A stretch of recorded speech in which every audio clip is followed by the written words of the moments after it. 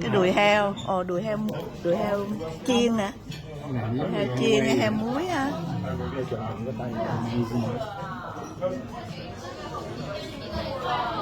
Wow, để gì chứ? Ai cắt cái đầu lấy cái đó, ăn cho nó nóng. Không quê thấy sao? Cắt hết luôn cho rồi. Hay là anh Bình lấy miếng đó. Anh lấy vô dĩa, anh định cắt cho em, chia cho em. Rồi cắt tiếp bên này coi thử nếu mà có được 4 miếng thì mỗi người 1 miếng rồi. Dạ. Wow.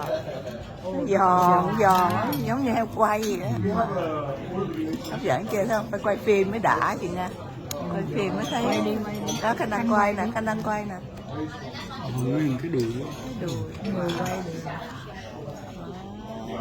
đùi heo Để tôi đưa cho Khanh. Đùi heo đưa cái đó nguyên cho anh thuê với chị Nga cắt.